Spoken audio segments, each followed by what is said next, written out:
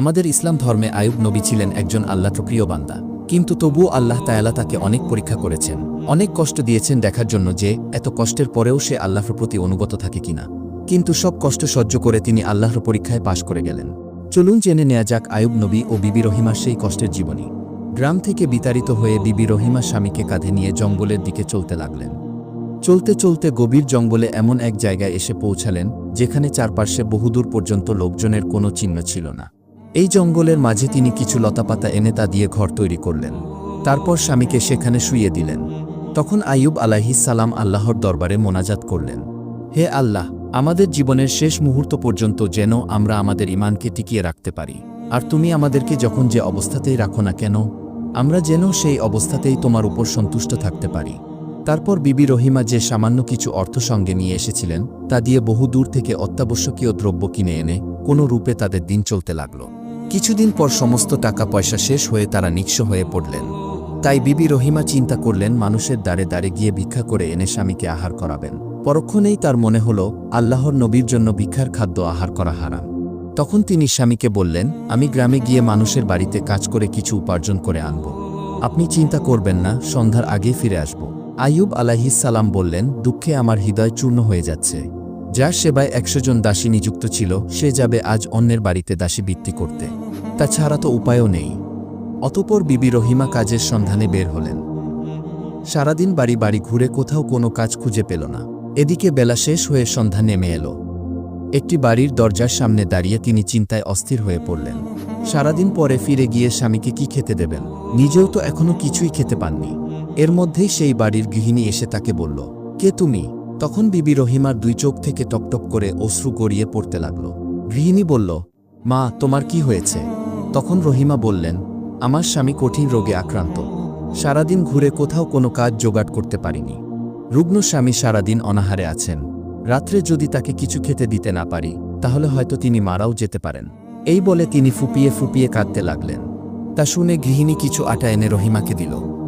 রহিমা বললেন, মা, আমি এটা দান হিসেবে গ্রহণ করব না। আপনার যদি কোনো কাজ থাকে তবে আমাকে দিন, আমি সেই কাজ করে তার বিনিময়ে পারিশ্রমিক হিসাবে আটাগুলো নিয়ে যাব। গৃহিণী অবাক হয়ে জিজ্ঞেস করল, সে কি মা, তুমি দরিদ্র মেয়ে অথচ দান গ্রহণ করবে না? রহিমা বললেন, সে অনেক কথা মা, আমার স্বামী একটি রাজ্যের বাদশা এবং আল্লাহর নবী ছিলেন, তাই তার জন্য অভাবে পড়ে ভিক্ষার জিনিস আহার করা হারাম, তবে কাজ করে মজুরি নেওয়াতে কোনো দোষ নেই। গৃহিণী বলল, তোমার স্বামীর নাম কি? রহিমা বললেন, আমার স্বামীর নাম আয়ুব আলাইহিস সালাম। তখন গৃহিণী অবাক হয়ে বলল, কি বলছো মা, তুমি কি সেই আয়ুব আলাইহিস সালামের স্ত্রী? আমরা তার নাম ডাক অনেক শুনেছি। গৃহিণী আর কথা না বাড়িয়ে কতগুলো গম এবং একটি জাতা কল বের করে দিলেন। রহিমা বেগম গমগুলো পিষে দিয়ে গৃহিণীর দেওয়া আটাগুলো নিয়ে চলে গেলেন। সেদিন থেকে রহিমা প্রত্যেক দিন সকালে উঠে স্বামীর শরীরের ক্ষত পরিষ্কার করে স্বামীকে আহার করিয়ে বের হয়ে যান। সারাদিন বাড়ি বাড়ি ঘুরে কারো থালা বাসন মেজে, কারো কাপড় কেচে, কারো পানি উঠিয়ে, কারো ধান বেনে দিয়ে, কারো গোলা ঘর পরিষ্কার করে দিয়ে যা কিছু পান তা দিয়েই তিনি চলতে থাকেন।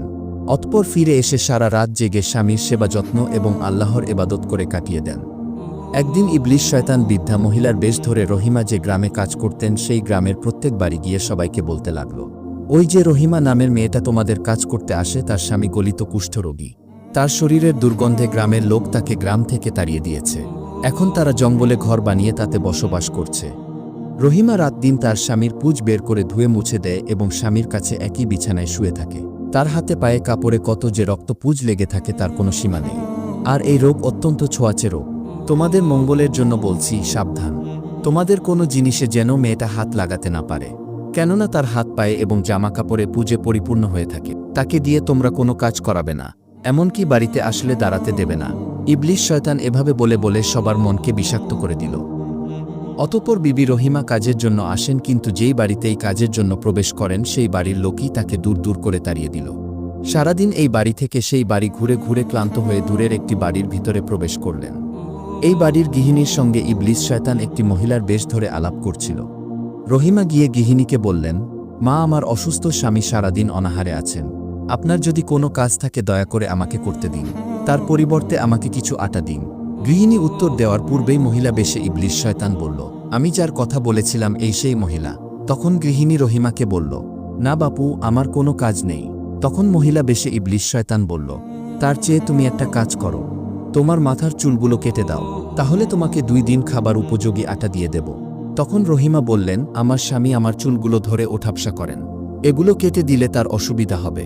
তখন শয়তান বলল, তাহলে অর্ধেক চুল কেটে দাও। এই বলে ইবলিশ শয়তান নিজ হাতে রহিমার মাথার একদিক থেকে অর্ধেক চুল কেটে দিল, আর গৃহিণীর কাছ থেকে কিছু আটা চেয়ে নিয়ে রহিমাকে দিয়ে দিল। রহিমা তা নিয়ে রওনা হলেন। কিন্তু ইবলিশ শয়তান রহিমার আগেই একজন সুফি লোকের বেশে হজরত আইয়ুব আলাইহিস সালামের কাছে এসে বলল, হুজুর, আপনি অভাবগ্রস্ত রোগী হলেও আপনি একজন আল্লাহর নবী, হালাল হারাম বিচার করে খাওয়া আপনার উচিত ছিল। আইয়ুব আলাইহিস সালাম বিচলিত হয়ে বললেন, আপনার এই সব কথার অর্থ কি? তখন শয়তান বলল, অর্থ আর কি, আপনার স্ত্রী লোকের বাড়িতে কাজ করতে গিয়ে প্রায় সুযোগ মতো আটা লবণ মরিচ চুরি করে নিয়ে আসে, তাই এখন আর তাকে কেউ কাজের জন্য ডাকে না, এমনকি তাদের বাড়িতে ঢুকতেও দেয় না।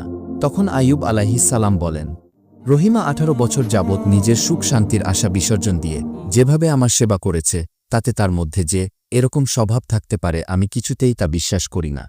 তখন শয়তান বলল, আমার খুব কষ্ট লাগে যার প্রতি আপনার এত বিশ্বাস, আর সে কিনা বিশ্বাসঘাতকতা করে আপনার সর্বনাশ করছে, তাই আপনাকে সতর্ক করতে আসলাম। যদি উপযুক্ত প্রমাণ পান তখন তো আর বিশ্বাস করতে আপনার সমস্যা নেই। রহিমা আজও এক বাড়িতে চুরি করার সময় ধরা পড়েছিল।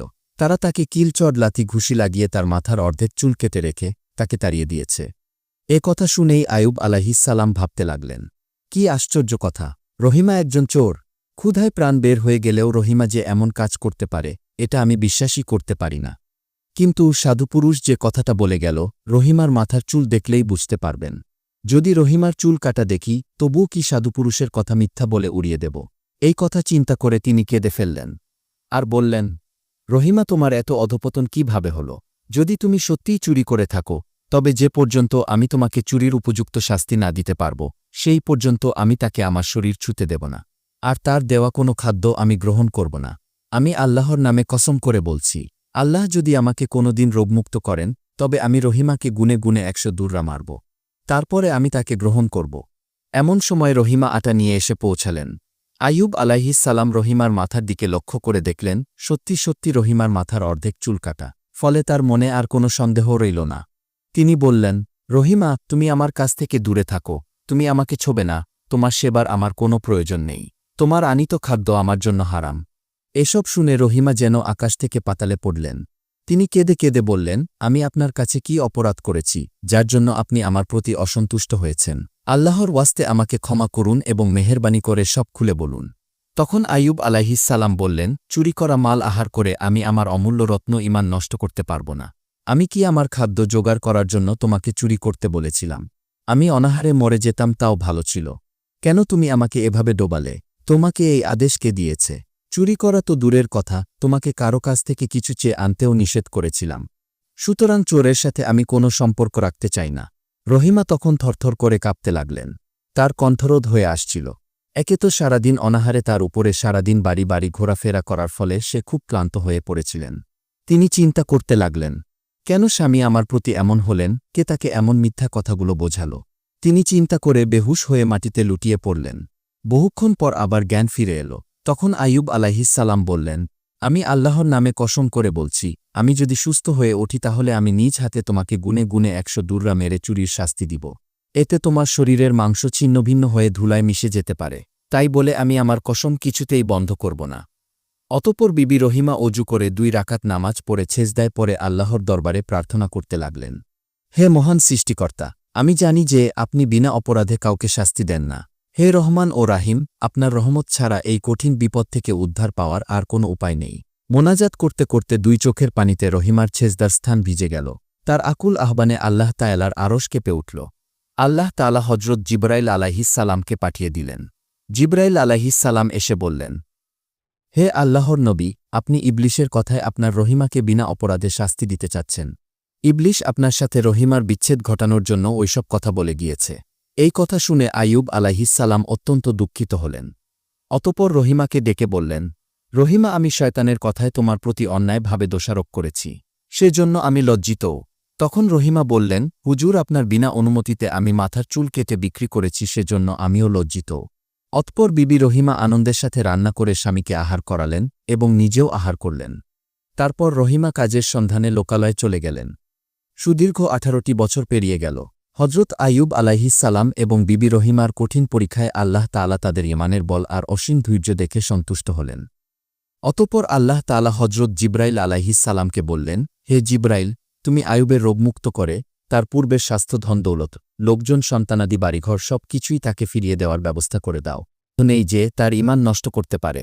তোমরা এখন দেখলে তো আমার প্রিয় বান্দা আইয়ুব ঈমানের কঠোর অগ্নিপরীক্ষায় সাফল্যের সঙ্গে উত্তীর্ণ হয়েছে। তখন ফেরেশতাগণ সবাই এক বাক্যে উত্তর করলেন, হে আল্লাহ, আপনি অতীত, বর্তমান এবং ভবিষ্যতের সব জানেন। আমরা বুঝেছি, সেজন্য আমরা লজ্জিত। তখন আল্লাহ তাআলা ইবলিশকে বললেন, এই ইবলিশ, আইয়ুবের ঈমান পরীক্ষা করতে তোর আরও কিছু বাকি আছে কি? ইবলিশ তখন লজ্জায় মাথা নিচু করে দাঁড়িয়ে রইল, কোনো উত্তর দিতে পারল না। অতঃপর আল্লাহ তাআলা হজরত জিবরাইল আলাইহিসসালামকে বললেন, হে জিবরাইল, তুমি আইয়ুবের রোগমুক্ত করে তার পূর্বের স্বাস্থ্য ধন দৌলত লোকজন সন্তানাদি বাড়িঘর সব কিছুই তাকে ফিরিয়ে দেওয়ার ব্যবস্থা করে দাও। জিবরাইল আলাইহিসসালাম আদেশ পেয়ে তখনই নেমে এসে আইয়ুব আলাইহিসসালামকে সালাম করে বললেন, হে আল্লাহর নবী, আপনি আপনার ডান পায়ের স্থানের মাটির উপর আঘাত করুন। আইয়ুব আলাইহিসসালাম সেই স্থানের মাটিতে পা দিয়ে আঘাত করা মাত্রই সে স্থানে দুইটি ঝর্ণার সৃষ্টি হল। একটির পানি শীতল আর অপরটির পানি গরম। জিবরাইল আলাইহিসসালাম বললেন, আপনি গরম পানি দিয়ে গোসল করুন আর শীতল পানি পান করুন। আইয়ুব আলাইহিসসালাম তাই করলেন। সঙ্গে সঙ্গে তার শরীরের সমস্ত ক্ষত আরোগ্য হয়ে তার শরীর থেকে আগের ন্যায় জ্যোতি বের হতে লাগল। জিবরাইল আলাইহিসসালাম তাকে বেহেশতের কাপড় পরিধান করিয়ে বাদশাহী সাজে সাজিয়ে চলে গেলেন। এদিকে বিবি রহিমা সন্ধ্যার একটু আগে এসে দেখেন তার স্বামী বাসায় নেই। তিনি ভাবলেন কোনো বাঘ ভাল্লুক হয়তো তার স্বামীকে খেয়ে ফেলেছে। তিনি দুঃখে থরথর করে কাঁপতে কাঁপতে কান্না করে অজ্ঞান হয়ে গেলেন। অনেকক্ষণ পর তার জ্ঞান ফিরে এলে তিনি স্বামীর মৃতদেহের সন্ধান করতে লাগলেন। তার হৃদয় চূর্ণ বিচূর্ণ হয়ে যেতে লাগল। তিনি চিৎকার করে কাঁদতে লাগলেন আর জঙ্গলের ভিতরে খুঁজতে লাগলেন।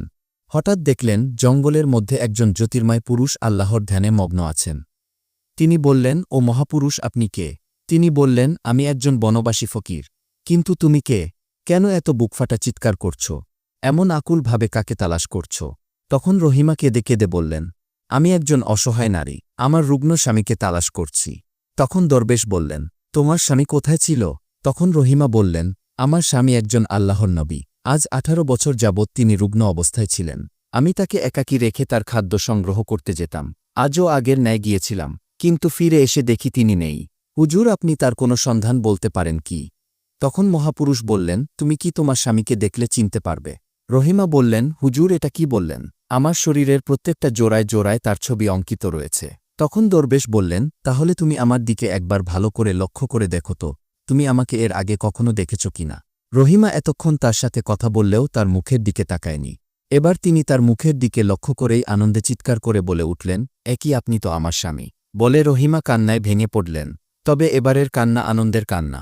আইয়ুব আলাইহিসসালাম বললেন, রহিমা, কেঁদো না, আল্লাহ তাআলার কোটি কোটি শুকরিয়া আদায় করো। আল্লাহ তাআলার রহমতের ধারা আমাদের উপর নেমে এসেছে। তারপর আইয়ুব আলাইহিসসালাম বললেন, রহিমা, আমি শয়তানের কথায় ভুল বুঝে আল্লাহর নামের কসম করে বলেছিলাম যে আমি যদি সুস্থ হই তবে চুরি করার শাস্তি হিসাবে রহিমাকে 100 দুর্রা মারব।